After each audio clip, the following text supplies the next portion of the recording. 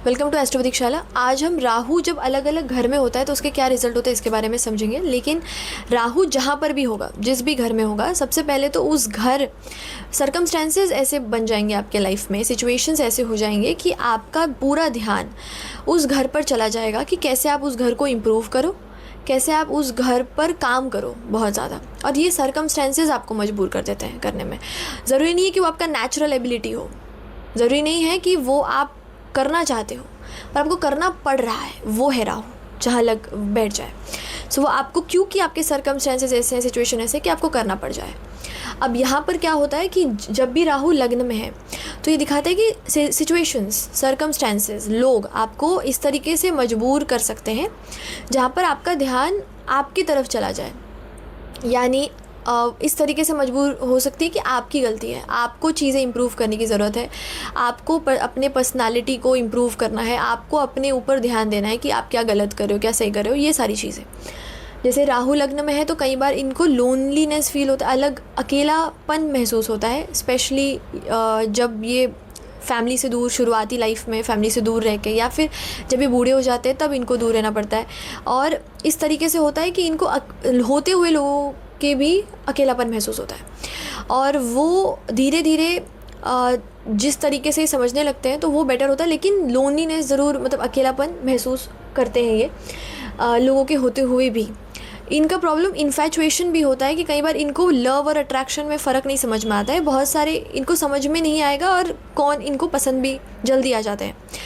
तो इन्फैचुएशन का प्रॉब्लम होता है। इवन शादी में प्रॉब्लम इनकी ये रहती है मेजर कि इनको अफेयर्स, बिट्रेयल, ये सारी प्रॉब्लम्स रहती है। जैसे शादी के बाद अगर ये किसी से अफेयर करते हैं तो इनको उसके जो रेपकेशंस होते हैं वो बहुत ज़्यादा बुरे मिलते हैं, यानी उसके वजह से इनको लाइफ टाइम प्रॉब्लम झेलना पड़ता है। तो इसीलिए इनको हमेशा शादी के बाद अफेयर, इन सब चीज़ों से बचना चाहिए। इनके मैरिज में वही दिखता है। दूसरा, इनके लाइफ में एक चीज़ है जिस पे इनको बहुत मेजर ध्यान देने की ज़रूरत होती है, वो है फ्रेंडशिप्स, कि ये किस संगति में है। मतलब इनकी संगति कई बार गलत होते हैं। लोग जिनसे ये बात करते हैं, चीज़ें करते हैं, उनको समझ में नहीं आता कि वो लोग उनका अच्छा चाहते हैं कि बुरा चाहते हैं, और उन गलत लोगों को भी अपने फ्रेंड्स मानकर ये साथ में रह लेते हैं। तो गलत संगति का असर, जिसको हम बोल सकते हैं, वो राहु लग्न में होने से मिल जाता है। यहाँ पर ये बहुत इंटेलिजेंट भी होते हैं, बहुत ज़्यादा एक्स्ट्रा ऑर्डिनरी काम करते हैं लाइफ में, और बहुत शार्प होते हैं। तो ये अपना पूरा ध्यान इनका अपने इम्प्रूवमेंट, अपने पर्सनालिटी, इन सब चीज़ों में जाता है। अब यहाँ पर क्या है कि अगर राहु जिस भी साइन में हो लग्न में, और केतु 7th में होगा तो वो जिस साइन में हो, तो दोनों का जो डिस्पोजिटर है, अगर वो दोनों एक साथ कहीं पर बैठे हो या दृष्टि दे रहे हो, किसी भी तरीके से संबंध बना रहे हो, और वो कोई बहुत बड़ा योग भी हो, ठीक है, मतलब वो दोनों बहुत एक राजयोग बना रहे हो, या किसी भी तरीके से एक स्ट्रॉन्ग योग बन रहा हो उनका आपस में, तो वो बहुत ही, ये चार्ट एक एक्स्ट्रा ऑर्डिनरी चार्ट बन जाता है उस केस में। सो जितना अच्छे कॉम्बिनेशन में इनके डिस्पोजिटर बैठते हैं वो उतने अच्छे रिजल्ट्स देते हैं राहु। इवन ये भी होता है कि इन जब जिस भी नक्षत्र में राहु बैठा हो, उसके दशा में हो, उस नक्षत्र का जो लॉर्ड है, जो प्लैनेट है, उसके रिजल्ट्स भी आपको मिलते हैं। और वो बहुत ही जिस तरीके से उसका नक्षत्र का लॉर्ड बैठा हो, वो भी ये डिटरमाइन करता है कि कितना अच्छा रिजल्ट आपको राहु के दशा में मिलेगा। तो अगर लग्न लॉर्ड बहुत अच्छा प्लेस्ड हो, सूर्य सही हो, चंद्रमा सही हो, तो आपको ये बहुत ही एक्स्ट्राऑर्डिनरी चार्ट हम कह सकते हैं। इसमें बहुत अच्छे रिजल्ट्स आपको राहु के लग्न में होने को मिलते हैं। अब यहाँ पर क्या है कि कोई भी नेगेटिव इफ़ेक्ट्स राहु के लग्न में होने से उसको कैसे बच सकते हैं इससे, लाइक राहु जिस भी नक्षत्र में बैठा हो, उस नक्षत्र को नोट करना है। और जब भी गोचर में, ठीक है, ट्रांजिट में कभी भी गुरु उस नक्षत्र पर प्रवेश करे या फिर केतु प्रवेश करे उसी नक्षत्र पे, उस समय रामेश्वरम विजिट करना चाहिए इनको, जिनका भी राहु लग्न में होता है। तो राहु जिस नक्षत्र में हो, उस नक्षत्र में जब गुरु या केतु आ जाए गोचर में, तब इनको रामेश्वरम विजिट करना चाहिए। और वो भी कम से कम 3 बार विजिट करने से इनके प्रॉब्लम्स जो है राहु से, वो दूर होते हैं। अब राहु जब 2nd हाउस में होता है तो ये क्या रिजल्ट देता है कि सबसे पहले 2nd हाउस में आपको सिचुएशन, आपके कंडीशंस ऐसे हो जाते हैं कि आपको लाइफ में सिक्योरिटी, कि आपको कल की सोचनी नहीं पड़े, ये सब चीज़ों में ध्यान ज़्यादा जाता है कि आप पूरी सिक्योरिटी बिल्ड करो। जैसे आपकी फैमिलीज़ भी आपके लिए एक सिक्योरिटी होती है कि आपको डर नहीं है किसी का, क्योंकि आपके पास परिवार है, आपके पास कुछ लोग हैं अपने कहने के लिए। तो ये इवन मनी भी जो होता है वो सिक्योरिटी क्यों होता है, क्योंकि आपको फिर सोचने की ज़रूरत नहीं है, आप सिक्योर्ड फील करते हो अपने आप में। तो कोई भी चीज़ जहाँ पर आपको एक सिक्योरिटी फील हो रहा है कि मेरे पास चीज़ें हैं, वो सारी चीज़ें सेकंड हाउस गवर्न करता है। अब वहाँ पर राहु होने से आपको सिचुएशन कंडीशन ऐसे कर देते हैं कि आप वहाँ इंप्रूवमेंट करो, वहाँ सोचो, क्योंकि कंडीशन ही ऐसी है लाइफ में। ओके, तो यहाँ पर जब राहु आता है तो सबसे पहले तो ये अपने ही फैमिली के लोगों से ज़्यादा कनेक्ट नहीं कर पाते, थॉट्स मैच नहीं हो पाती है। ऑल्सो क्या होता है कि इनके फैमिली में जो कल्चरल ट्रेडिशनल वैल्यूज़ होते हैं वो धीरे धीरे ख़त्म होने लग जाते हैं। इनके फैमिलीज़ में प्रॉब्लम भी आते हैं, ये झूठ भी बोलते हैं, इनको झूठ बोलने से बचना चाहिए। दूसरा, इन गलत प्रॉमिसेस करने के शिकार हो सकते हैं, मतलब इनके प्रॉमिसेस ज़रूरी नहीं कि जानबूझ के करें, क्योंकि इनके प्रॉमिसेस ये कर तो देंगे बट वो फुलफ़िल नहीं कर पाएंगे, तो इसीलिए ज़्यादा प्रॉमिस करने से भी इनको बचना चाहिए। ये पैसा कमा सकते हैं, पैसा इंटरेस्ट में दे के, ये भी दिखता है कि पैसा देकर उससे इंटरेस्ट कमा रहे हैं, ये भी चांसेस यहाँ पर बढ़ते हैं। दूसरा, इनके एक्सपेंसेस ज़्यादा हाई होते हैं, जितना ये कमा रहे होते हैं उससे कई गुना ज़्यादा इनके एक्सपेंसेस हो सकते हैं। और इनका चांसेस ये बढ़ जाता है कि अगर चार्ट में डिवोर्स के कॉम्बिनेशन है तो राहु सेकंड हाउस में होने से ये और ज़्यादा चांसेस बढ़ जाता है कि फॉर्मली कोर्ट में जाके डिवोर्स होने का चांस। सो अगर यहाँ पे डिवोर्स का चांस आपको चार्ट में दिखे ऑलरेडी, और फिर अगर राहु सेकंड हाउस में हो तो ये और ज़्यादा उसको स्ट्रॉन्ग बना देता है, डिवोर्स होने के फॉर्मली कोर्ट से हो जाएगा। और यहाँ पर क्या होता है कि यहाँ पर भी जैसे राहु सेकंड हाउस में है तो उसका जो डिस्पोजिटर है और जो केतु का डिस्पोजिटर है, ठीक है, केतु यहाँ पर 8th हाउस में होगा, दोनों का डिस्पोजिटर अगर कहीं पर भी कंजंक्ट होकर, ठीक है, अगर म्यूचुअली एस्पेक्ट भी कर ले, संबंध बना ले आपस में, तो ये बहुत ही अच्छा योग बनाता है। मतलब दोनों के डिस्पोजिटर एक साथ कनेक्ट होते हैं और बहुत अच्छा योग बनाते हैं। तो अगर यहाँ पर राहु का डिस्पोजिटर, मतलब जो साइन लॉर्ड है, वो अगर वीक है, सही नहीं बैठा है, तो ये कोई बहुत अच्छा योग आपको वहाँ पर रह कर देगा, ऐसा नहीं है, ठीक है। तो उनके साइन लॉर्ड कैसे बैठे वो इंपॉर्टेंट है, नक्षत्र भी इंपॉर्टेंट है, क्योंकि नक्षत्र से आपको पता चलेगा कि क्या दशा में रिजल्ट आपको मिलेगा। साथ में ये भी है कि जो नक्षत्र के अपने गुण होंगे, ठीक है, वो हम बाद में बात करेंगे, जिससे उसको रिज़ल्ट हम देख सकते हैं। यहाँ पर जब सेकंड हाउस में है तो इसके कोई भी नेगेटिव इफेक्ट से बचने के लिए, जब भी राहु जिस भी नक्षत्र में हो, ठीक है, उस नक्षत्र में जब भी गुरु आ जाए गोचर में या फिर केतु आ जाए गोचर में, तब आपको सोमनाथ विज़िट करना चाहिए। वहाँ पर विज़िट करने से आपको कम से कम 3 बार करना चाहिए। इससे आपके जो राहु में सेकंड हाउस के जो नेगेटिव इफ़ेक्ट्स हैं वो दूर होते हैं। वहीं पर जब राहु 3rd हाउस में होता है तो ये दिखाता है कि आपके लाइफ में ऐसे सर्कमस्टेंसेस, ऐसे सिचुएशंस हो जाएंगे जहाँ आपको बहुत ज़्यादा इम्प्रूवमेंट करना पड़ जाएगा आपके हार्डवर्क में, मतलब आपको मेहनत करना पड़ जाएगा, मतलब आपको चीज़ों को साबित करना पड़ जाएगा। मतलब ऐसा लगेगा आपको लाइफ में कि मेरा कुछ रिस्पेक्ट नहीं होगा, या लोग आपको मजबूर कर रहे हैं, सिचुएशन आपको मजबूर कर रहा है कि आप खुद का कुछ खड़ा करो, खुद का कुछ करो, मेहनत करो, हार्डवर्क करो। ये सारी चीज़ें बढ़ जाएगी, आपको एफर्ट ज़्यादा देने पड़ जाएंगे लाइफ में, करेज दिखाना पड़ेगा, मेहनत दिखाना पड़ेगा, बिकॉज ऑफ सिचुएशन जिस तरीके के वो होंगे। तो यहाँ पे क्या होता है कि ये भी दिखाता है कि आपको सबसे पहले राहु अगर 3rd में है तो ये होता है कि एफ़र्ट्स जो भी आप पुट करते हो, कई बार वो फेल भी होते हैं, मतलब वो सक्सेस हो जाए एक बार में ऐसा नहीं दिखता। इवन लोग आपको बहुत ज़्यादा ह्यूमिलिएट कर देंगे, मतलब लोग आपको जैसे बोलते हैं कि बहुत ज़्यादा रिस्पेक्ट नहीं करेंगे, तो वो ह्यूमिलिएशन आपको झेलना पड़ेगा। इवन जो बचपन में बहुत ज़्यादा मतलब हेल्थ इश्यूज़ होने के चांसेस बढ़ जाते हैं इस कॉम्बिनेशन में। ये मारक की तरह भी बिहेव करता है जब राहु होता है यहाँ पर। तो जब भी इसकी दशा आती है, और अगर इस जैसे मैं बताऊँगी आगे कि कैसे आप देख सकते हो, तो वो प्रॉब्लम देता है मारक का, यानी आपको कष्ट पहुँचाता है। इवन जो कई बार आपके खिलाफ, मतलब जब राहु 3rd हाउस में होता है तो आपके ऊपर बहुत सारे ऐसे चीज़ें बोल ली जाती है, गॉसिप की जाती है पीठ पीछे, जो कि सही नहीं होती है, बट देन फिर लोग वो सारी चीज़ें आपके ऊपर बातें करते हैं। तो ये सारी चीज़ें, गलत न्यूज़ आपके खिलाफ आना, आपका इमेज ख़राब होना, ये सारी चीज़ें राहु जब थर्ड हाउस में होता है तो ये होता है। अब जब ये सिचुएशन में, लेकिन बहुत अच्छा कॉम्बिनेशन होता है ये कुछ अपने बलबूते पर खड़ा करना। अगर इसका जो डिस्पोजिटर है वो केतु के डिस्पोजिटर के साथ बहुत अच्छा योग बना रहा हो और साथ में बैठा हो, तो या नहीं भी बैठा हो तो किसी भी तरीके के संबंध हो, परिवर्तन योग हो, आपस में संबंध बना रहे हो और कुछ अच्छा योग बना रहे हो, तब ये बहुत अच्छा रिज़ल्ट आपको देता है। हालांकि यहाँ पर क्या होता है कि ये थोड़ा सा आपको फेलियर देगा, फिर आपको ये रिज़ल्ट देता है, लेकिन ये आपको रिज़ल्ट बहुत अच्छा देगा अगर इस तरीके से डिस्पोजिटर इसके अच्छे हो। इवन जो नक्षत्र अगर लग्न लॉर्ड अच्छा है, सूर्य सही प्लेस्ड है, चंद्रमा, तो भी ये बहुत अच्छा रिजल्ट आपको मिलेगा, क्योंकि राहु तीसरे घर में अच्छा रिजल्ट देता है रिलेटेड टू अगर वो डिस्पोजिटर सही प्लेस्ड हो। उसका जो नक्षत्र होता है राहु का, वो बहुत इंपॉर्टेंट है। नक्षत्र का स्वामी कौन है, क्योंकि वो दशा में उसके रिजल्ट्स आपको मिलेंगे बहुत मेजर।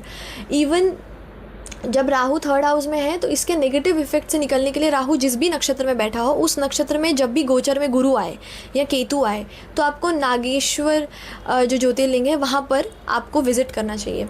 तो इससे आपके जो प्रॉब्लम्स है एटलीस्ट 3 बार ये करना चाहिए, उससे आपको इसके जो नेगेटिव रिजल्ट्स है उससे छुटकारा मिलता है। अब जब भी आपके जो राहु है वो 4th हाउस में बैठता है तो इसके क्या रिजल्ट्स होते हैं। अब 4th हाउस में आपके पूरे जो लाइफ के सिचुएशंस है वो ऐसे होंगे कि आपका पूरा ध्यान आपके लग्जरी, कंफर्ट, इन सब चीज़ों में जाएगा कि आपको ये चीज़ें चाहिए, आपको लग्जरी चाहिए, आपको घर, पैसा, सारी चीज़ें, आराम चाहिए, ठीक है। आपका ध्यान भी आपके जो फैमिली, कंफर्ट जोन, इन सब चीज़ों में जाएगा, जहाँ आपकी मदर पर ध्यान जाएगा। ये सारी चीज़ें आपका वहाँ पर इम्प्रूव करने के लिए, उन चीज़ों को इम्प्रूव करना, उन चीज़ों पर ध्यान देना, ये आपका बन जाएगा बिकॉज ऑफ सर्कमस्टेंसेस। अब यहाँ पर क्या होगा तो अगर, और इसी में क्या होता है कि अगर ये सही से प्लेस नहीं हो, मतलब यहाँ पर इसका डिस्पोजिटर सही नहीं है, नक्षत्र का भी स्वामी सही नहीं है, तो ये क्या रिजल्ट देता है आपको कि यहाँ पर आपको वो बहुत ही नेगेटिव वे में रिजल्ट देगा कि आपको करना पड़ जाएगा, इन द सेंस बहुत नेगेटिव चीज़ें हो रही है वहाँ पे, एंड फिर आपको उसका सॉल्यूशन निकालना है ऐसा। तो यहाँ पर जब राहु है, पहले तो पीस नहीं मिलता घर में ज़्यादा, तो बहुत ज़्यादा शांति नहीं मिलेगी, एंड दूसरा यहाँ पर माता का जो तबीयत है वो ख़राब रहता है, मतलब उनके हेल्थ को ट्रबल रहता है। इनफैक्ट इनको यहाँ पर चीटिंग भी बहुत ज़्यादा मिलता है। अब कई बार ये होता है कि राहु चौथे घर में अगर है, अभी अगर वहाँ पर जैसे कोई प्लैनेट बैठा हो तो वो कौन से घर का स्वामी है, कौन से हाउस का लॉर्ड है, और वो कौन सा प्लैनेट है, ये भी डिटरमाइन करता है कि आपको चीटिंग मिलेगा तो मिलेगा कहाँ से। सो वो जो प्लैनेट हो, जिस घर का स्वामी हो, वहाँ से आपको क्लू मिलता है कि वो कहाँ से आपको चीटिंग मिल सकता है। लेकिन राहु 4th हाउस में चीटिंग के चांसेस आपके लिए बढ़ा देते हैं। जब भी उसका दशा आएगा, अंतर्दशा आएगा, वो टाइम पे आपको सतर्क रहना चाहिए। दूसरा, आपका जो लैंड का डिस्प्यूट होने का चांस यहाँ पर ज़्यादा होता है, ज़मीन का डिस्प्यूट होना, स्पेशली एंसेस्ट्रल ज़मीन का। और दूसरा यहाँ पर आपका इनफैक्ट आपके डॉक्यूमेंट्स में भी प्रॉब्लम आ सकते हैं। जो एजुकेशन जो होता है जब भी राहु 4th में होता है तो एजुकेशन में भी प्रॉब्लम आता है।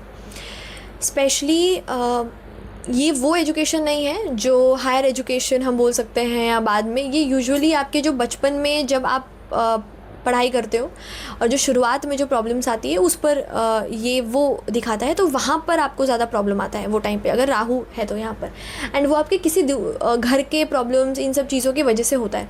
दूसरा, यहाँ पर आपको लोगों से हेल्प मिलना जो होता है वो थोड़ा कम कर देता है यहाँ पे, मतलब आपको ऐसा लगेगा कि कोई आपकी हेल्प करने के लिए जल्दी आगे नहीं आ रहा है या आपको जल्दी हेल्प मिल नहीं रही है, ये चीज़ें भी यहाँ पर होती है। अब जब ये प्लैनेट यहाँ पर हेल्थ प्रॉब्लम भी दिखाता है, स्पेशली अगर कोई प्लैनेट यहाँ बैठा हो और वो प्लैनेट आपके चार्ट के लिए सही नहीं है, स्पेशली अगर मारक है, अच्छा नहीं है आपके चार्ट के लिए वो प्लैनेट, तो ये उसके साथ अगर बैठा हो तो ये हेल्थ ट्रबल देता है आपको भी।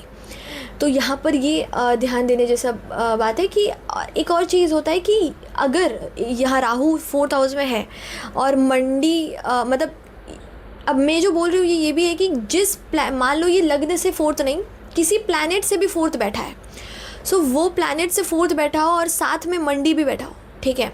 तो यहाँ पर क्या होता है कि उस जो प्लैनेट से फोर्थ बैठा हो उसके सोल को या उसके बेसिकली आत्मा को आप अगर बुलाते हो या बात करते हो या बेसिकली उनसे इवन आप अगर मतलब उनको प्रे करते हो जैसे हम एंसेस्टर्स को करते हैं, सो बहुत ज़्यादा हेल्प करता है, ठीक है, उनकी आत्मा, उनकी सोल आपको। सो ये भी दिखाता है।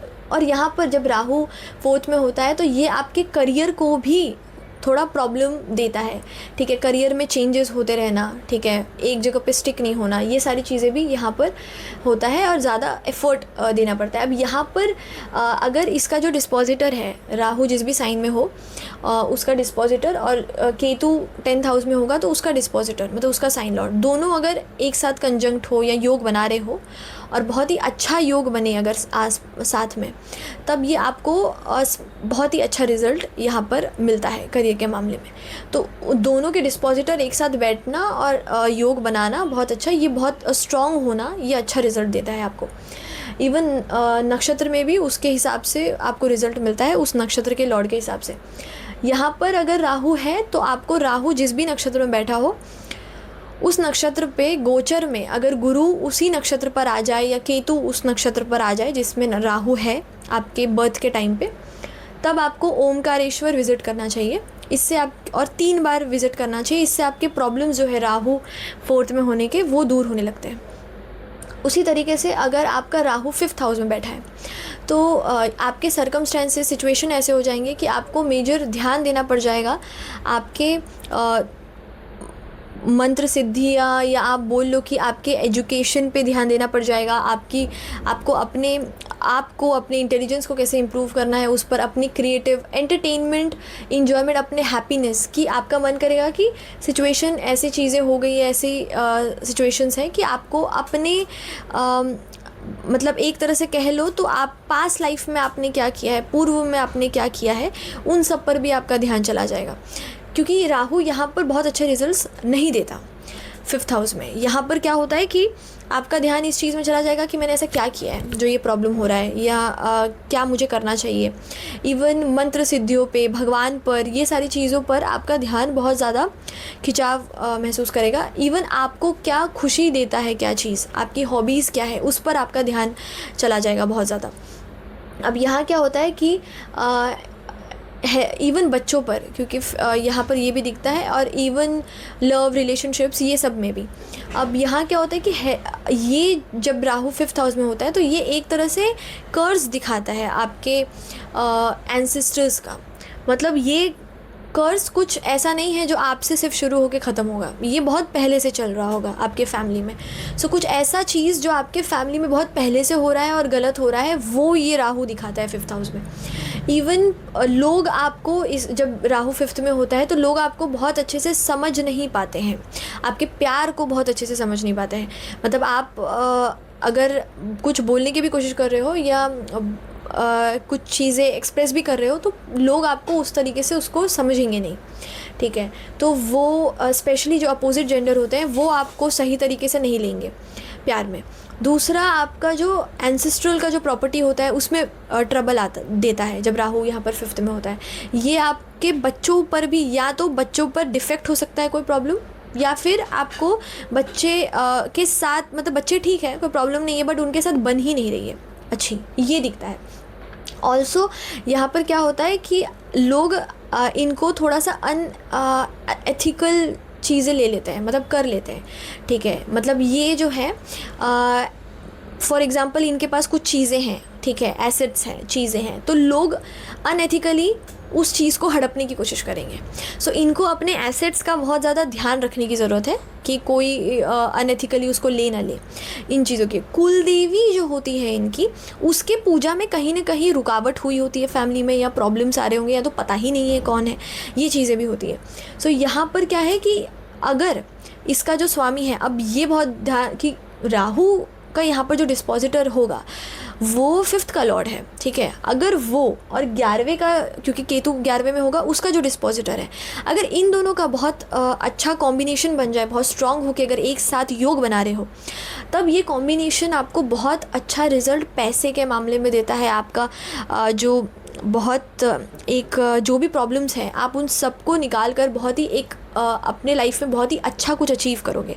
ज्ञान के मामले में, पैसे के मामले में आप बहुत अच्छा चीज़ करोगे जब इसका डिस्पोजिटर एक साथ अपने साथ योग बना रहा हूँ। ठीक है, अब इसका जो नक्षत्र होता है राहु का, उस नक्षत्र में भी उस नक्षत्र के लॉर्ड का भी मतलब जो आपको रिजल्ट है वो मिलता है राहु के दशा में।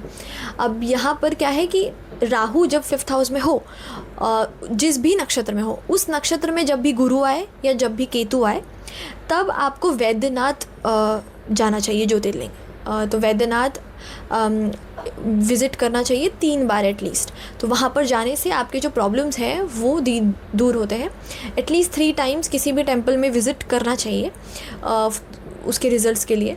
और यहाँ पर जब राहु अब 6th हाउस में जब आता है तो उसके क्या रिजल्ट्स होते हैं, लाइक 6th हाउस में अगर है तो आपको लाइफ, आपके सिचुएशंस ऐसे मजबूर करेंगे कि आपको अपने एनिमीज़ को हराना है, अपने कॉम्पिटिटर्स को हराना है, आपको लाइफ में बहुत मेहनत करके आगे बढ़ना है। ओके, जितने भी कई बार इनको हेल्थ इश्यूज़ हो सकते हैं, जिस हेल्थ इश्यूज़ पर इनको जीतना है, इनके लोन्स हो सकते हैं, जिस लोन्स को इनको रिकवर करना है, इनको कोई प्रॉब्लम्स इन जनरल, यानी जैसे स्टमक से रिलेटेड या कोई भी प्रॉब्लम जो इश्यूज़ हैं इनके लाइफ में, जो ऑब्स्टेकल्स है, जो इनको रोक रहा है, रोड ब्लॉकर्स जिसको बोल सकते हैं, उनको दूर करने की कोशिश ये करते हैं। बिकॉज़ इनको सिचुएशंस ऐसे मिलते हैं, इनके लाइफ में ऐसे सर्कमस्टेंसेस होते हैं कि इनको वो किए बिना इनके लाइफ में आगे नहीं बढ़ सकते। अब यहाँ क्या होता है कि जब भी राहु आता है तो ये अपने एनिमीज़ पर जीत लेते हैं, मतलब ये किसी भी प्रॉब्लम से लड़ने के लिए रेडी रहते हैं। मतलब बहुत अच्छा कॉम्बिनेशन होता है जब राहु 6th में होता है। और इनको बस थोड़ा सा ना फूड पॉइजनिंग का ध्यान रखना चाहिए। इनको कहीं पर भी अगर ये जाते हैं, जैसे स्पेशली बचपन में भी या बाद में, इनको कोई काट ले पॉइजनस चीज़ें या जैसे सांप, इन सब चीज़ों से थोड़ा बच के रहना चाहिए। सो पॉइजन से थोड़ा बचना चाहिए, और इवन शरीर में भी पॉइजन ना बन रहा हो इसका ध्यान देना चाहिए। स्किन इन्फेक्शन से ध्यान देना चाहिए, स्किन प्रॉब्लम्स ना हो। लोन केसेस, ये सारी चीज़ों पर इनको कई बार हो सकता है कि इनको कोर्ट जाना पड़ जाए। इन सब चीज़ों की वजह से प्रॉब्लम्स आ सकता है इनके स्टमक एरिया में, ये सारी प्रॉब्लम्स इनको हो सकती है। बट अगर इसका डिस्पोजिटर और केतु जहाँ बैठा है उसका जो डिस्पोजिटर है, दोनों एक साथ अगर योग बना रहे हो, स्पेशली ये यहाँ पर अगर विपरीत राजयोग भी बना ले, ठीक है, विपरीत राजयोग बना ले अगर एक साथ, तो भी बहुत अच्छा रिजल्ट मिलता है। ठीक है, बिकॉज ये 6th का और 12th का है। जब अगर विपरीत राजयोग बने तो ये और भी ज़्यादा बेटर रिजल्ट देता है इस केस में। सो यहाँ पर क्या है कि जिस भी नक्षत्र पर राहु बैठा हो, उस नक्षत्र पे अगर गोचर में जब भी गुरु आए या केतु आए, तब आपको मल्लिकार्जुन विज़िट करना चाहिए एटलीस्ट 3 टाइम्स। सो इससे क्या होगा कि आपके जो प्रॉब्लम्स हैं, मतलब जो भी आ रहे हैं राहु से यहाँ पर रहने के, वो धीरे धीरे कम होते हैं मल्लिकार्जुन ज्योतिर्लिंग विज़िट करने से। जब राहु 7th में होगा तो ये ऐसा सिचुएशन बना देगा, ऐसा कंडीशन होगा कि आपको लाइफ में दूसरे लोग क्या सोच रहे हैं आपके बारे में, आपका पार्टनर क्या सोच रहा है, आपके पार्टनर पर ज़्यादा ध्यान जाएगा, आपके रिलेशनशिप में ज़्यादा ध्यान जाएगा, आपके बिजनेस पार्टनर्स, लोग क्या सोच रहे हैं, इन सब चीज़ों पे आपका ज़्यादा ध्यान चला जाएगा। इवन मैरिज बहुत एक मेजर कंसर्न रहेगा, वहाँ पर इम्प्रूव करना है आपको, वहाँ पर चीज़ें बढ़ानी है, उस पर ध्यान ज़्यादा जाएगा कि वहाँ से अब आपकी सारी चीज़ें हैं। ठीक है, तो उसको इम्प्रूव करना वहाँ से, क्योंकि अगर वो ठीक हुआ तो सब ठीक होगा, ऐसा फील होगा। अब यहाँ क्या है कि हमेशा मतलब जब राहु 7th में होता है तो ये कोई भी काम जब आप करोगे तो कुछ ना कुछ डिले लेट ज़रूर होगा उसमें, मतलब तुरंत नहीं होता। ठीक है, वहाँ पर आपको थोड़ा पेशेंस रखने की ज़रूरत होती है जब राहु 7th में होता है, थोड़ा पेशेंस। दूसरा, आपका लोग जो है वो पीठ पीछे कुछ आपकी बातें करते ही हैं। ठीक है, जब ऐसे कंडीशन में, और रिस्पेक्ट बहुत कम करेंगे, मतलब आपको ऐसा लगेगा कि सामने अच्छे से हो बट पीठ पीछे वो आपकी रिस्पेक्ट नहीं करते उतनी। सो ऐसे लोग ज़्यादा मिलेंगे, तो उस पर ज़्यादा सोचने की ज़रूरत नहीं है। ठीक है, ऐसे चार्ट में यहाँ पर जितना आप सोचोगे उनके बारे में, वो उतना ही आपको ज़्यादा प्रॉब्लम देगा। दूसरा, आपको यहाँ पर क्या होता है कि जो लोग होते हैं, ठीक है, आप मतलब आर्ग्यू आप जितना ज़्यादा करोगे उतना ही आपको स्ट्रेस मिलेगा, प्रॉब्लम मिलेगा लोगों के साथ आर्ग्यू करने पे। तो इट्स बेटर अवॉइड, यहाँ पर जितना ज़्यादा आप अवॉइड कर सकते हो लोगों को, उतना अच्छा आपके लिए रहता है। दूसरा, लोगों आपको यहाँ पर आपका जो पार्टनर है वो चीट कर सकता है अगर बाकी कंडीशन फुलफ़िल होते हो तो, ठीक है। ज़रूरी नहीं है कि सिर्फ यहाँ राहु बैठने से पार्टनर चीटिंग करता है, लेकिन ये पॉसिबिलिटी राहु के 7th हाउस में होने से बढ़ती है अगर बाकी फुलफ़िल करे तो। दूसरा, यहाँ पर आपको ये ध्यान देना चाहिए कि जब भी इसका जो स्वामी है यानी डिस्पोजिटर है, राहु जब बैठा है उसका साइन लॉर्ड, और केतु लग्न में होगा उसका जो साइन लॉर्ड है, दोनों अगर बहुत अच्छे योग बना रहे हो तो आपको लाइफ में बहुत ऊंचाई तक लेके जाता है। आपके बिज़नेस में, आपके काम में, आपके मैरिज में बहुत ही अच्छा रिजल्ट आपको देखने को मिलता है। ओवरऑल यहाँ पर अगर गुरु का भी दृष्टि पड़ता है तो ये अच्छा योग होता है। मतलब ये गुरु कहीं पर भी अगर दृष्टि दे रहे हो राहु के किसी भी कंजंक्शन, तो यहाँ पर आपको बहुत ही अच्छे उसके जो नेगेटिव चीज़ें हैं वो कम हो जाती हैं। इनफैक्ट यहाँ पर अगर आपको सॉल्यूशन चाहिए कभी भी, कि क्योंकि राहु जिस नक्षत्र में है उसके दशा में वो उस नक्षत्र के लॉर्ड का भी रिजल्ट आपको मिलेगा। तो राहु यहाँ पर अगर है तो आपको ये ध्यान देना है कि राहु जिस नक्षत्र में हो जन्म के समय, अब गोचर में जब भी उसी नक्षत्र पर गुरु आ जाए या केतु आ जाए तब आपको महाकालेश्वर विज़िट करना चाहिए। सो महाकालेश्वर ज्योतिर्लिंग जाकर आपको एटलीस्ट 3 बार विज़िट करना चाहिए वहाँ पर, तो इसके जो दोष हैं वो निकल जाते हैं, वो बेटर हो जाएगा, उसमें आपको नेगेटिव रिजल्ट्स उतने नहीं मिलेंगे। तो एक बार महाकालेश्वर आपको 3 बार विज़िट करना चाहिए जब उसी नक्षत्र में जहाँ राहु है उस नक्षत्र में गुरु या केतु आ जाए। अब जब राहु अष्टम में होता है, ठीक है, 8th हाउस में, सो इसका रिज़ल्ट ये होता है कि आपके लाइफ के जितने भी सिचुएशंस, लाइफ के कंडीशंस होंगे वो सब आपको मजबूर करेंगे कि आप किस तरीके से जो ऑकल्ट साइंस होता है वहाँ पर ज़्यादा ध्यान दो। जो चीज़ें लोगों को नहीं पता वहाँ आपका पूरा इम्प्रूवमेंट जाएगा, आपके हेल्थ में जाएगा। कई बार ऐसे लोगों को बहुत ज़्यादा हेल्थ ट्रबल होता है जहाँ पर उनको अपने आयु की चिंता होती है, आयु के बारे में सोचते हैं, अपने हेल्थ के बारे में सोचते हैं, वहाँ पर ध्यान उनका जाता है। सो ये कंडीशन में क्या होता है कि इन सारी चीज़ों में अचानक से कुछ भी चीज़ें जो होते रहती है, डाउनफॉल होना, उन सब चीज़ों में, मतलब आप बहुत अच्छे हो, राजा से रंक हो जाओ या रंग से राजा हो जाओ, वो कॉम्बिनेशन बनाता है राहु जब अष्टम में होता है। सो ये क्या होता है कि यहाँ पर सारा ध्यान आपका चला जाता है कि हर कोई भी चीज़ आपके हिसाब से नहीं है, तो आपका ध्यान ऑकल्ट साइंस में, इन सब चीज़ों में चला जाएगा, इन सारे चीज़ों में आपका ध्यान जाएगा कि कैसे आप इसको इम्प्रूव कर दो, कैसे भी ये सारी जो चीज़ें हो रही है ये ख़त्म हो जाए। अब यहाँ क्या होता है, राहु यहाँ पर जैसे कि मैंने कहा कि ये सडन लॉस सडन गेन भी देता है, मतलब ये राजा से रंक या रंग से राजा भी बना सकता है। और यहाँ पर ऐसा नहीं है कि सिर्फ नेगेटिव देता है, बट यहाँ पे कंडीशंस हैं कि जैसे यहाँ पर क्या होता है कि आपको कोई भी जो इसीलिए ये लोग बहुत ज़्यादा कई बार स्पेक्यूलेशन भी कर सकते हैं, जैसे जो शेयर मार्केट होता है, ये सारी चीज़ों में पैसा लगाना या सुट्टे में कई बार, सो वो सारी चीज़ें भी यहाँ से दिखती है, जिसकी वजह से उनको इधर बहुत अच्छा हो जाए या तो बहुत प्रॉब्लम आ जाए। सो यहाँ पर कंसिस्टेंसी बहुत इंपॉर्टेंट होती है इनको, कि इनको हमेशा कंसिस्टेंसी में ज़्यादा प्रॉब्लम आएगा। सो चीज़ों को कंप्लीट करने के बारे में सोचे, कभी भी बीच में ना छोड़े। दूसरा, इनका जो फोकस होता है किसी चीज़ में वो बहुत स्ट्रांग नहीं होता, क्योंकि इनको पता नहीं आगे क्या होगा, ठीक है। तो कई बार क्या होता है कि हट जाता है फोकस की सिक्योरिटी के लिए होने की वजह से। फिर अब यहाँ पर क्या होता है कि इनको मतलब अपने सामान को बहुत सजो कर रखना चाहिए। चोरी होने के चांसेस बहुत ज़्यादा होते हैं इनके, कि इनकी चीज़ों को चुरा लिया जाए। कई बार मतलब जैसे मैंने जिनके चार्ट में बहुत सारे लोगों के देखे हैं, उसमें कुछ के ऐसे होते हैं कि जब वो नया घड़ी लेते हैं, कुछ भी चीज़ नया लेते हैं, तो वो चोरी हो जाता है। बट उसका सॉल्यूशन एक ये भी होता है कि अगर आप उसकी पूजा कराओ, तो जो भी आप सामान ले रहे हो, जो भी चीज़ें कर रहे हो, आप सबसे पहले उसकी पूजा कराओ, या मतलब थोड़ा सा भगवान का आशीर्वाद ले लो उस चीज़ पर, फिर मैंने देखा है कि वो चोरी नहीं होती। मतलब पैटर्न जिसके साथ बार बार चोरी हो रही थी, जो नया कोई भी सामान ले रहे थे तो उसके बाद चोरी होती थी, कोई महंगा से महंगी चीज़ें होती थी, पर देन जब उन्होंने पूजा उसकी करानी शुरू की, मतलब जैसे हम कोई भी सामान लेते हैं तो कैसे उसकी पूजा करते हैं सबसे पहले, छोटी से छोटी चीज़ें, फिर वो चोरी होनी बंद हो गई। तो यहाँ पर चीज़ें हैं कि आपको थोड़ा सा वहाँ पर बहुत ज़्यादा रिस्पेक्ट देने की ज़रूरत है उस चीज़ों को भी, क्योंकि वो चांसेस बढ़ जाते हैं। यहाँ पर ये एक्सीडेंट के चांसेस भी बढ़ाता है, तो बहुत सोच समझ कर आपको दिन देख कर कहीं पर भी ट्रैवल करना चाहिए, ठीक है। मैं दिन देख कर कहने का मतलब है कि कई बार ऐसे टाइम पे ट्रैवल नहीं करना चाहिए जहाँ पर सिचुएशन सही नहीं है। सो थोड़ा सोच समझ कर यहाँ पर करना चाहिए, स्पेशली अगर उसका दशा चल रहा हो, अंतर्दशा चल रहा हो तब। अब यहाँ पर क्या होता है, इन लोगों को थोड़ा ग्रीड का भी प्रॉब्लम, लालच का प्रॉब्लम आ सकता है लाइफ में, तो उससे बचना चाहिए लालच से हमेशा। एंड यहाँ पर इनको ईगो, लालच, इन सब से बचना है। तो कहीं पर भी अगर घमंड आ जाएगा तो प्रॉब्लम है, लालच आ जाएगा तो प्रॉब्लम आएगा। तो इनको ह्यूमिलिएशन भी इनको सहना पड़ता है, मतलब लोग क्योंकि अब जैसे कि मैंने कहा कि अब राजा से रंग बन जाएंगे तो ऑफकोर्स लोग तो अपमान करेंगे ही। तो क्योंकि ये सडन फॉर्चून ख़त्म करने का और बढ़ाने का दिखाता है, तो इन सब चीज़ों से भी प्रॉब्लम आता है।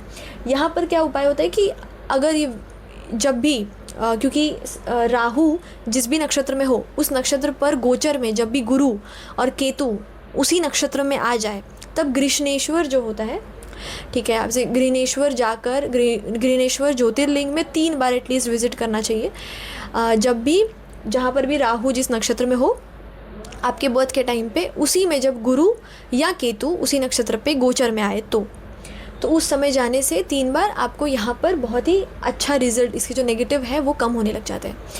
ऑल्सो एक चीज़ ये भी है कि जब इसका जो डिस्पोजिटर है, और केतु क्योंकि सेकंड में होगा तो उसका डिस्पोजिटर अगर आपस में बहुत अच्छे योग बना रहे हो, तो ये सडन बहुत ऊंचाई तक ले जाने वाला कॉम्बिनेशन होता है सडनली, वो भी मतलब आपको अंदाज़ा भी नहीं, मतलब ये आप कह सकते हो कि आपको लगेगा कि भाई मेरी तो मेहनत भी नहीं थी उतनी शायद, बट फिर कैसे हो गया वो। तो सडनली चीज़ें होती हैं, मतलब अचानक से आपका फॉर्चून यू टर्न होगा।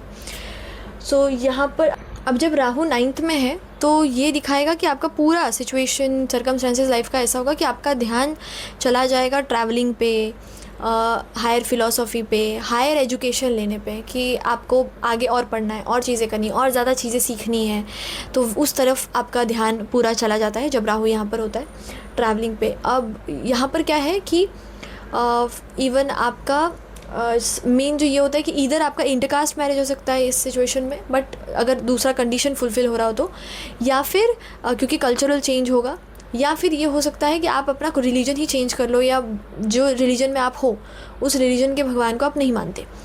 ये चीज़ें यहाँ पर बढ़ जाती है चांसेस। दूसरा, आपका जो ट्रैवलिंग है वो बहुत ज़्यादा बढ़ता है, तो आप अलग अलग जगह पे, अलग अलग कंट्रीज़ में घूमना, ये दिखता है यहाँ पर मंत्र काम नहीं कर पाते, लेकिन मतलब अगर आप मंत्र चैंटिंग करते हो तो वो सही तरीके से काम नहीं करते, उसकी सिद्धियाँ ब्लॉक हो जाती हैं, मतलब आप कितना भी कोशिश करोगे तो वो हो नहीं रहा होता है। सो यहाँ पर ज़रूरी है कि इधर आप गुरु का जब आपको मिले मंत्र तब आप करो, या फिर आपको मंदिर ही ज़्यादा विज़िट करना चाहिए, किसी और के थ्रू आपको मंत्र करवाना चाहिए अपने लिए खुद से ज़्यादा। यहाँ पर ये दिखता है कि जो डिफ़िकल्टी आपको मिलती है थोड़ी कि जॉब ढूंढने में अपने एजुकेशन के हिसाब से, क्योंकि यहाँ पे डेवलपमेंट रुक जाता है, मतलब आपकी लाइफ में चीज़ें एक थोड़ा सा स्टक हो जाते हैं कि आगे नहीं बढ़ पा रहे हैं, चीज़ें तो हो गई यहाँ तक बट आगे कैसे बढ़ेंगे, वो डेवलपमेंट यहाँ पर राहु होने से रोकता है। और यहाँ पर क्या है कि गुरु दक्षिणा नहीं दी होती है पास्ट लाइफ में, ऐसे चांस बढ़ते हैं, स्पेशली अगर ये बाकी भी सपोर्ट करे तो गुरु दक्षिणा नहीं दी होती है, तो गुरु का दोष भी लगता है यहाँ पे। इसीलिए यहाँ पर ज़रूरी है कि आप जो ब्राह्मण होते हैं, जो गुरु होते हैं, उनको आप दान किया करें। सो ये यहाँ पर बहुत इम्पॉर्टेंट एक फैक्टर बनता है।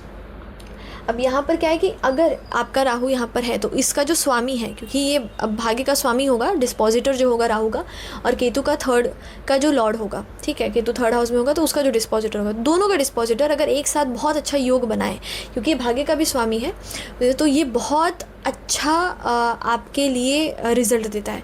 मतलब आप बहुत ज़्यादा ज्ञानी होते हैं ऐसे लोग, बहुत ही ज़्यादा डेवलप और बहुत हायर एजुकेशन ले लो या बहुत ही अच्छे लेवल पर आपको ये मिलते हैं जब इनके डिस्पोजिटर बहुत अच्छे से एक साथ योग बना रहे हो, प्लीज़ डो।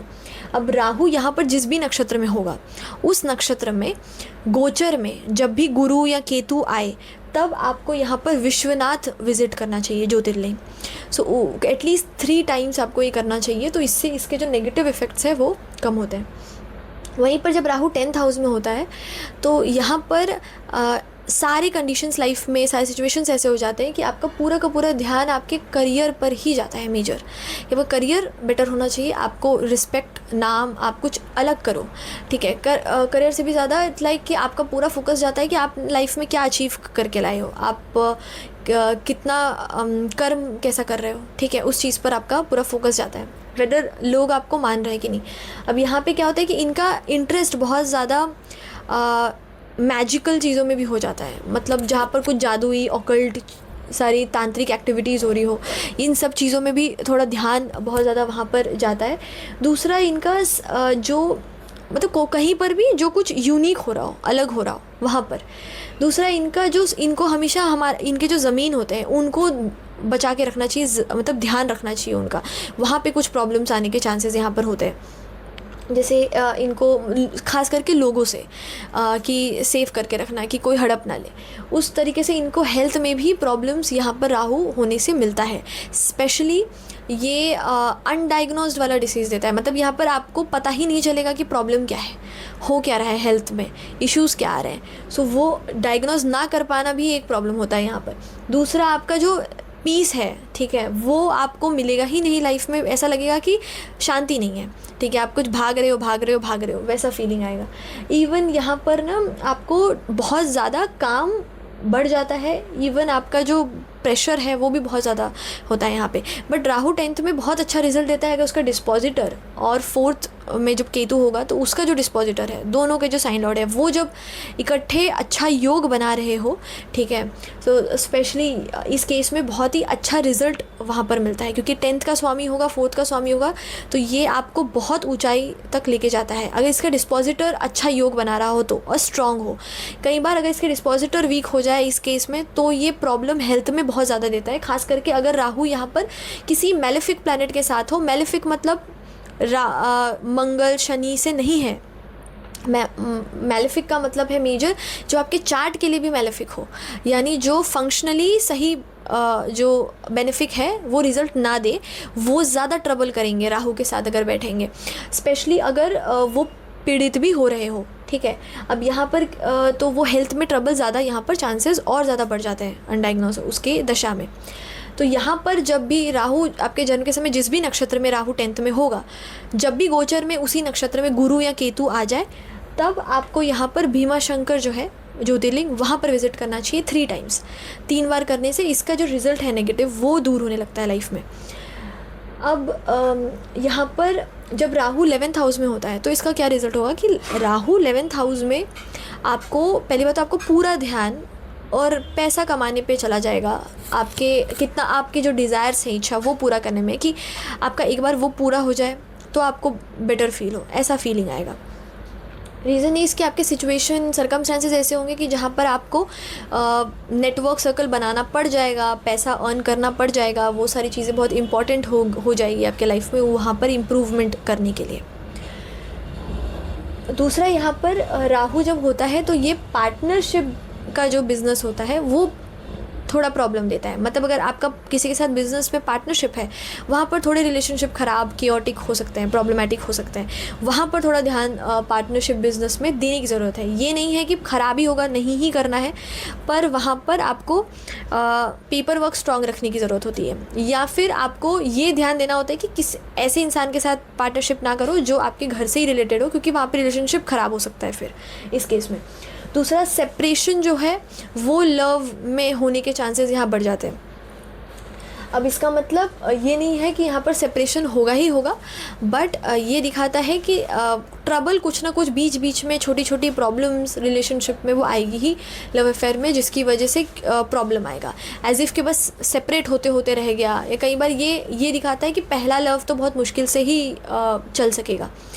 दूसरा यहाँ पर आपका जो फाइनेंस होता है ये बहुत अच्छा होता है, ये फाइनेंस के लिए बहुत ही अच्छा कॉम्बिनेशन है। जब राहु 11th में होता है कहीं ना कहीं से पैसा आ जाएगा, ये दिखाता है कि कहीं ना कहीं से आपके जुगाड़ हो जाएंगे, पैसे आ जाएंगे, आप कभी वो ट्रबल नहीं देगा यहाँ पर। बट यहाँ पर क्या है कि जब राहु हो यहाँ पर उसका जो स्वामी हो, ठीक है, मतलब जो साइन लॉर्ड हो, डिस्पोजिटर हो, और केतु 5th में होगा तो उसका जो डिस्पोजिटर हो, अगर इसका कॉम्बिनेशन बन रहा हो, ठीक है, मतलब आपस में इन दोनों के डिस्पोजिटर अच्छे योग बना रहे हो, ठीक है, एक राजयोग बन रहा हो, तो ये आपको बहुत ही बहुत अच्छा रिजल्ट देता है फाइनेंस के टर्म्स में। एंड इवन ये आपको गवर्नमेंट जॉब में भी हेल्प करता है, गवर्नमेंट जॉब लेने में भी।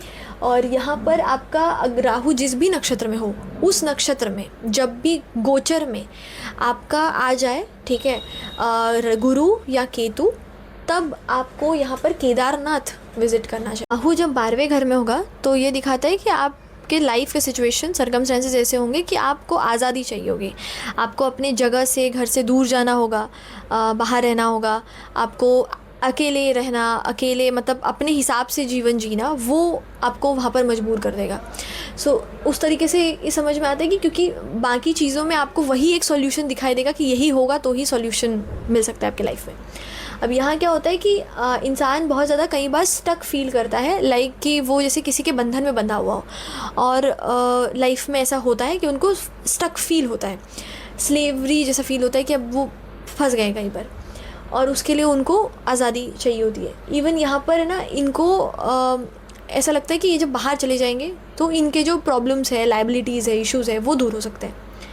इवन इनको ये फील होता है कि जो इनको एक्सपेंसेस खर्चे बहुत ज़्यादा हो जाते हैं तो उसकी वजह से भी मेंटल ट्रबल आता है, खर्चों की वजह से। अपने एलर्जीज़ का इश्यूज़ यहाँ पर बहुत ज़्यादा होता है कि किसी न किसी चीज़ों से एलर्जी ज़्यादा होती है इनको जब राहु 12वें घर में होता है। तो इनको हमेशा सेकंड ओपिनियन हेल्थ में लेना चाहिए, इसीलिए मतलब इनको, क्योंकि गलत ट्रीटमेंट करने के भी शिकार हो जाते हैं ये, तो इनको एक सेकंड ओपिनियन, जब भी ये इनको कुछ हेल्थ ट्रबल आए तो एक दूसरा ओपिनियन किसी न किसी से ले लें, एक ही पर भरोसा ना करें, ये इनके लिए इम्पॉर्टेंट है। इनकी कोई भी प्रॉब्लम सॉल्व कर सकते हैं अपने एफर्ट से, ये एक बहुत ही अच्छा चीज़ होता है जब राहु 12वें घर में होता है। यहाँ पर क्या है कि जब भी राहु 12वें घर में है, अगर उसका जो स्वामी है और जो केतु जब छठे में होगा, तो इसका स्वामी अगर आपस में योग बना रहे हो, खास करके विपरीत राज्य हो और स्ट्रॉन्ग हो, तो ये बहुत अच्छा रिज़ल्ट आपको मिलता है यहाँ पर। स्पेशली जब ये विपरीत राजयोग बनाते हैं, तो विपरीत राजयोग एक्चुअल में जब वो वीक होता है प्लैनेट, तो ही उसका रिज़ल्ट मिलता है, ठीक है। तो ये अगर कहीं पर भी लेकिन आपस में साथ में बैठे भी हो इन दोनों के स्वामी डिस्पोजिटर, और कंजंक्ट हो या म्यूचुअली एस्पेक्ट करते हो, तो भी इनके जो रिजल्ट्स हैं ये आपको अच्छे मिलेंगे, ठीक है। ये आप जो चाह रहे हो वो आप कर पाओगे, बहुत बड़े लेवल पे कर पाओगे। इनके डिस्पोजिटर्स अच्छे होने ज़रूरी है। राहु जिस नक्षत्र में भी होगा, वो नक्षत्र का रिज़ल्ट, उस नक्षत्र के लॉर्ड का रिज़ल्ट जो स्वामी होगा उसका आपको उसके दशा में भी मिलता है। तो वो प्लैनेट भी कहाँ बैठा है वो बहुत इंपॉर्टेंट है, क्योंकि राहु की दशा में आपको उसके रिजल्ट्स मिलते हैं। राहु अगर 12वें घर में जिस भी नक्षत्र में आपके जन्म के समय हो, उस नक्षत्र में जब भी गोचर में गुरु या केतु आ जाए, तब आपको त्र्यंबकेश्वर विजिट करना चाहिए, ज्योतिर्लिंग 3 बार, एटलीस्ट 3 टाइम्स। ऐसा नहीं कि सिर्फ 3 बार, बट एटलीस्ट 3 टाइम्स तो करना ही चाहिए। इससे आपके जो प्रॉब्लम्स हैं यहाँ पर जो आते हैं आपको दोष हो रहा है, वो आपके दूर होंगे यहाँ पर। राहु आपके चार्ट में कहीं पर भी हो सकता है, और इसीलिए यहाँ पर बस ये है कि राहु आपको चीज़ों के लिए सिचुएशन सर्कमस्टेंसेस मजबूर करते हैं कि आप राहु जहाँ बैठा हो वहाँ पर इम्प्रूव करो, और उसी के वजह से आपको फिर, क्योंकि केतु जहाँ होता है वो आपको फील देता है कि जैसे आप ये चीज़ें कर लोगे तो केतु जहाँ है वो आपको मिल जाएगा। मतलब केतु की चीज़ें आपको चाहिए होती है, जहाँ भी केतु होगा वो आपको चाहिए होता है, पर आप वहाँ उतना वर्क कर नहीं पाते, क्योंकि उसकी जो चाबी है वो राहु के पास होती है। यानी जहाँ भी राहु बैठा हो, जब तक आप वो चीज़ें नहीं डेवलप करोगे वहाँ पर काम नहीं कर पाओगे, क्योंकि सिचुएशन मजबूर वही करने के लिए करेगी। जब तक आप उसको फुलफ़िल नहीं कर पाओगे, तब तक आप केतु जहाँ बैठा है उसको हासिल या कह लो तो उसको फील या उसको बहुत अच्छे से इंजॉय नहीं कर पाओगे। और जब भी यहाँ पर बस ये होता है कि कोई भी चीज़ जब आप बहुत ज़्यादा कोशिश करते हो कि हो जाए, जैसे राहु जहाँ होगा वो कि कंप्लीट हो जाए, तो कई बार आप गलत रास्ता चूज़ कर लेते हो और वो आपको और फंसाता है, क्योंकि फिर केतु की दशा में आपको उसका नेगेटिव रिजल्ट्स आपको मिलता है देखने को। तो इसीलिए बहुत इम्पॉर्टेंट है कि चार्ट में आप जब भी राहु देखते हैं तो वहाँ पर अगर किसी का बेनिफिक एस्पेक्ट आता है या उसका स्वामी और केतु का स्वामी जब आपस में मिलकर योग बनाता है, तो ये बहुत ही एक्स्ट्रा ऑर्डिनरी चार्ट हो जाता है, बहुत ही अच्छा रिजल्ट आपको देखने को मिलता है ऐसे चार्ट्स में। ये कॉम्बिनेशन, इवन जब गुरु की दृष्टि आती है तो भी नेगेटिव कर्मा तो एक्यूमुलेट नहीं करते हैं ये लोग, क्योंकि इनको समझ में आता है कि क्या करना चाहिए क्या नहीं करना चाहिए। ये इनके रिजल्ट अच्छे देता है। और ये जो ज्योतिर्लिंग है ये बहुत मतलब 12 ज्योतिर्लिंग जो हमारे पास है जहाँ आप विज़िट करते हैं लोग, ये बहुत ही एक हम कह सकते हैं कि आशीर्वाद की तरह है कि जब भी राहु जिस नक्षत्र में हो, जब भी आप वहाँ पर गुरु जब उस नक्षत्र में आ जाए, तो एक तरह से आप कह सकते हो कि क्योंकि गुरु जब उस नक्षत्र में आएगा तो आपको वो ब्लेसिंग देगा जब आप उस ज्योतिर्लिंग में उसी समय जाते हो। तो राहु से जुड़ी हुई चीज़ों में जब आप जो चीज़ हासिल करने जा रहे हो वो आपकी पूरी होती है। इवन जब केतु भी उसी नक्षत्र में जा रहा होता है तो वही कंप्लीशन दिखा रहा होता है आपको कि वो जो चीज़ें हैं वो होगी, ठीक है, क्योंकि राहु और केतु हमेशा ऐसे ही वर्क करते हैं आपस में। राहु की तरफ आप भागते हो ताकि आप केतु ले पाओ, तो दोनों में चाहत आपकी होती है, पर आपको राहु की चीज़ें करनी पड़ती है, तभी आपको जो आराम है जो केतु दे सकता है वो आपको मिले। तो इस तरीके से हम ये देख सकते हैं कि किस तरीके से राहु जहाँ बैठा होगा उसके रिजल्ट्स आपको मिलते हैं। राहु जिस साइन में होगा वो साइन बहुत इंपॉर्टेंट होता है, वो प्लैनेट बहुत इंपॉर्टेंट होता है, उसका रिज़ल्ट वो जो प्लैनेट होगा उसकी तरह वो रिज़ल्ट राहु आपको देता है, क्योंकि राहु खुद में छाया ग्रह है। अब जो दृष्टि भी दे रहा है राहु को, मतलब जो प्लैनेट राहु को एस्पेक्ट करता है उसके भी रिजल्ट्स राहु देता है। राहु जिस नक्षत्र में होता है वो नक्षत्र का भी रिज़ल्ट आपको मिलता है। तो ये जो प्लैनेट्स है ये बहुत ही इंपॉर्टेंट होते हैं चार्ट में देखने के लिए, लेकिन उतना ही ज़रूरी है कि ये भी देखना कि राहु और केतु का जो डिस्पोजिटर है वो आपस में कैसे बैठे हैं। कई बार आपको सिर्फ रिजल्ट इससे भी मिल जाएगा कि राहु का डिस्पोजिटर और केतु का डिस्पोजिटर आपस में कितने हाउसेज हुए हैं, मतलब आपस में कैसे बैठे हैं, आपस में क्या योग बना रहे हैं। ज़रूरी नहीं है कि हो सकता है बहुत सबके चार्ट में वो एक साथ बैठे हों या योग बना रहे हो, संबंध बना रहे हो, ये ज़रूरी नहीं है, लेकिन वो आपस में कहीं तो बैठे होंगे। मतलब हो सकता है कि एक 7th में बैठा हो, 10th में बैठा हो, आपस में ऐसे बैठे हो, योग ना बना रहे हो, बट कहीं तो बैठे होंगे। कितने हाउस अवे हैं वो दिखाता है कि क्या रिज़ल्ट आपको मिलेगा और कितना ऊंचाई तक ये आपको लेके जा सकता है, आप क्या कितना हासिल कर पाओगे उसमें।